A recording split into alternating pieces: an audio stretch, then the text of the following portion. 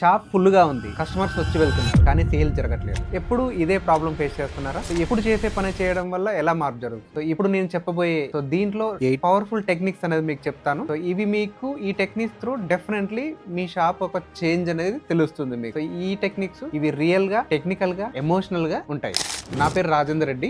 నేను Akshay garments start చేసి 2009 లో స్టార్ట్ చేసాము. 15 ఇయర్స్ నా ఎక్స్పీరియన్స్ అంతా ఇప్పుడు మీకు నేను ఫార్వర్డ్ చేస్తున్నాను. దీని వల్ల ఏంటంటే మీరు కూడా నా ఎక్స్పీరియన్స్ యూజ్ చేసుకొని మీరు గ్రో అవడానికి ఛాన్స్ ఉంది. దాంట్లో నేను చెప్పబోయే లాస్ట్ టెక్నిక్ అనేది ఇంకా మోస్ట్ ఇంపార్టెంట్. వీడియో స్కిప్ చేయకుండా చూడండి. దీంట్లో వచ్చేసి first one, the hero product. అంటే మీ షాప్ లో ఒక ప్రొడక్ట్ ఉండాలి. ఎలాంటి ప్రొడక్ట్ అంటే ఏ సీజన్ లో అయినా 365 డేస్ సెల్ అయ్యే ప్రొడక్ట్ ఒకటి మీరు డెవలప్ చేయాలి. అంటే పలానా షాప్ అనగానే ఆ షాప్ లో ఈ ప్రొడక్ట్ బాగా దొరుకుతుంది. ఇప్పుడు ఒక హోటల్ ఉంటే ఆల్రెడీ ఇడ్లీ బాగుంటుంది అనే ఒక ఎట్లా రికగ్నిషన్ ఉంటుందో అలాంటి ప్రొడక్ట్ ఒకటి మీరు డెవలప్ చేయండి. ఆ ప్రొడక్ట్ ఎలా డెవలప్ చేస్తారంటే మీ ఏరియాలో ఏం రిక్వైర్మెంట్ ఉంది, ఆఫీస్కి పోయే వాళ్ళు ఎక్కువ ఉన్నారా, కాలేజీకి వెళ్ళే వాళ్ళు ఎక్కువ ఉన్నారా, లేకుంటే ఏ టైప్ ఆఫ్ ఆడియన్స్ ఉంది, వాళ్ళకి ఎక్కువ కన్జంప్షన్ ఏది ఉంది, దాన్ని బేస్ చేసుకుని ఒక ప్రొడక్ట్ అనేది డెవలప్ చేయండి. దాని మీద ఫస్ట్ ఫోకస్ చేయండి. ఇది దీంతో ఏంటంటే మీకు ఇండివిజువల్ రికగ్నిషన్ దొరుకుతుంది, మౌత్ టాక్ అనేది పెరుగుతుంది. Change 2, greeting to the customer. అంటే మీరు ఎవరైనా కస్టమర్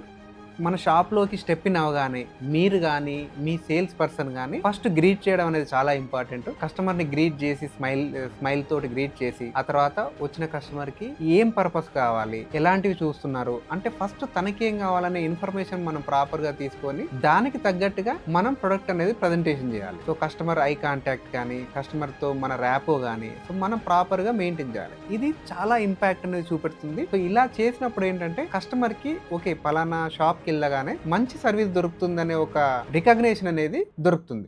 దీంతో కూడా మన కస్టమర్ యొక్క ఫుట్ ఫాల్ అనేది మన షాప్ కి పెరుగుతుంది. పలానా షాప్ కి వెళ్తే మంచిగా చూసుకుంటారా అనే పేరు ఉందనుకోండి, డెఫినెట్లీ వాళ్ళు కూడా ఇంకొకరికి రిఫర్ చేస్తారు. పాయింట్ నెంబర్ 3, ఇది వచ్చేసి డిస్ప్లే. మన షాప్లో డిస్ప్లే ఎలా ఉండాలి అంటే నార్మల్గా స్టోరేజ్ పెట్టడం లాగా ఉండకుండా ఆ డిస్ప్లే చూడగానే కస్టమర్ డిసిషన్ తీసుకునేలాగా ఉండాలి. ఇది మోస్ట్ ఇంపార్టెంట్. ఎందుకంటే మనం చాలా సరుకు పెడతాం, అన్ని అల్మారాల్లో వాటిలలో నింపేసి పెడతాం ట్రాక్స్లలో. అప్పుడు కస్టమర్ అనేది ప్రాపర్ గా జడ్జ్ చేసుకోలేదు. దాని డిస్ప్లే అనేది మనం ప్రాపర్ గా ఉన్నప్పుడు కస్టమర్ డిసిషన్ అనేది ఈజీగా అవుతుంది, ఇంప్రెషన్ అనేది మన మీద బాగుంటుంది. ఐటమ్స్ కూడా ఆ డిస్ప్లే అనేది చాలా కేర్ఫుల్ గా తీసుకోవాలి. దానికి పెట్టే లైటింగ్ కానీ మన మ్యానిక్యూన్స్ కానీ ఇవన్నీ most important. Point number 4 major గా ఏంటంటే ప్రైస్ ఫ్యాక్టర్.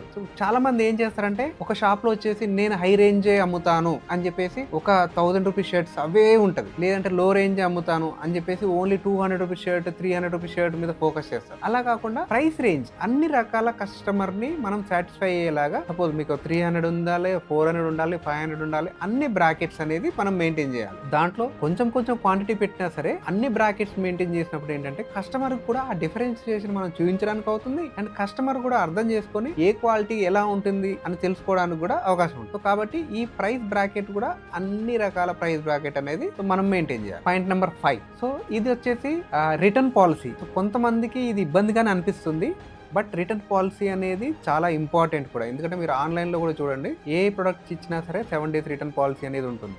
ఎందుకంటే కస్టమర్కి ఈజీ చేసినప్పుడు ఏంటంటే కస్టమర్ స్టెప్ ఇన్ అవ్వడానికి ఎక్కువ అవకాశం ఉంటుంది. వాళ్ళు ఏదైనా షర్ట్ తీసుకెళ్లారు, నచ్చలేదు అని అంటే మళ్ళీ మార్చి ఇస్తాము, ఎక్స్చేంజ్ చేసి ఇస్తాము అనే ఒక రిటర్న్ పాలసీ అనేది మన దగ్గర క్రియేట్ చేయాలి. కాకుంటే దానికి ఒక టైం బాండ్ కానీ అది పెట్టుకుని మనము మినిమం స్టాండర్డ్స్ ఏం కావాలి, దానికి ఎలా ఉండాలి, ట్యాగ్ పోకుండా ఏమి ఉండాలి అనేది మనం కస్టమర్కి ఎక్స్ప్లెయిన్ చేయాలి. దీని వల్ల కూడా ఏంటంటే ఒక కాన్ఫిడెంట్ ఉంటుంది కస్టమర్కి, అరే మళ్ళీ తీసుకుంటే ఏమన్నా నచ్చలే అంటే కూడా వాళ్ళు తీసుకుంటారా మన దగ్గర. Point number 6, social media proof. అంటే ఇప్పుడు ఒక కస్టమర్ మన దగ్గరికి వచ్చి ఏం కావాలి, ఏ అకేషన్కి కావాలి ఇవన్నీ చెప్తాడు. దట్ దానికి మనం ప్రాపర్గా ఒక అవుట్పుట్ ఇస్తాము. ఇచ్చిన తర్వాత ఆ కస్టమర్కి ఒక రెఫరెన్స్ చూపించాలి మనం, ఒక సోషల్ మీడియాలో కానీ ఒక హీరోది కానీ ఎవరిదైనా ఉండి చూడండి ఈ కాంబినేషన్ ఎలా ఉంది, ఈ షర్టు ప్యాంట్ కాంబినేషన్ ఉంటే ఇలా ఉంటుంది. అవసరమైతే అదే షర్టు ప్యాంటు కాంబినేషన్ ఆ కస్టమర్కి వేసి ఆయన ఫోటోనే తీసి ఆయన ఫోటో మళ్ళీ ఆయనకు చూపించినప్పుడు వేరే వాళ్ళ కంపేర్ చేసి చూపించినప్పుడు ఆ ఇంప్రెషన్ అనేది డిఫరెంట్ గా ఉంటుంది. అలాంటి రికగ్నిషన్ అనేది కస్టమర్ కోరుకుంటాడు. ఓకే ఇలా ఉండాలి ఇలా ఉండాలని. ఆ ఉండాలి అన్న రికగ్నిషన్ కూడా మనం ప్రాక్టికల్ గా చూపించామనుకోండి, అప్పుడు ఇంకా ఎక్కువ ఇంప్రెషన్ అనేది మన మీద పడుతుంది. ఆ షాప్కి వెళ్తారే మంచి అవుట్ఫిట్ వేసి ఫోటోలు కూడా తీసి మనకు చూపిస్తారు అనే ఆ సర్వీస్ అనేది ఒక ఐడెంటిఫికేషన్ అనేది ఉంటుంది. ఇది కూడా మనకి most important. Next point number 7 వచ్చేసి ఆఫ్టర్ సేల్స్. ఇది చాలా ఇంపార్టెంట్.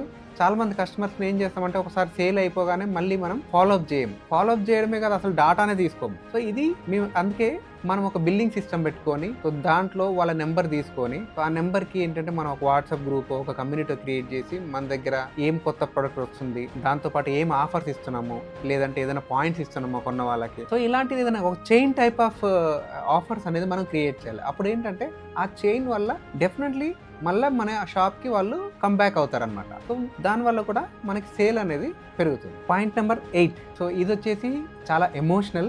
అంటే కస్టమర్ తోటి మనకి ఎప్పుడైతే ర్యాపో బిల్డ్ అవుతుందో, ర్యాపో బిల్డ్ అయిన తర్వాత మీ స్టోరీ, అంటే మీ బిజినెస్ స్టోరీ కానీ, మీ షాప్ స్టోరీ కానీ, సో మీరిచ్చే హాస్పిటాలిటీ స్టోరీ కానీ మనం కస్టమర్తో షేర్ చేసుకున్నప్పుడు ఏంటంటే అది ఇంకా ఎక్కువ ఇన్ డెప్త్గా కస్టమర్లోకి వెళ్ళి ఆ కస్టమర్ మనల్ని ఎక్కువ ఓన్ చేసుకుంటాడు. సో మనం ఎట్లయితే కస్టమర్ని ఓన్ చేసుకుంటామో, ద సేమ్ వే కస్టమర్ కూడా మన షాప్ని అలా ఓన్ చేసుకొని బయటికి వెళ్ళి ఇంకొక నలుగురికి తనే చెప్తాడు, అరే మన ఒక కస్టమర్ మనకి మంచి సర్వీస్ ఇస్తాడు, మనకి మంచి రెస్పెక్ట్ ఇస్తాడు, వెళ్ళండి, అవసరమైతే నా పేరు చెప్పండి అనేది కూడా చెప్తారు. ఇట్లాంటి మీరు కూడా వింటూ ఉంటారు.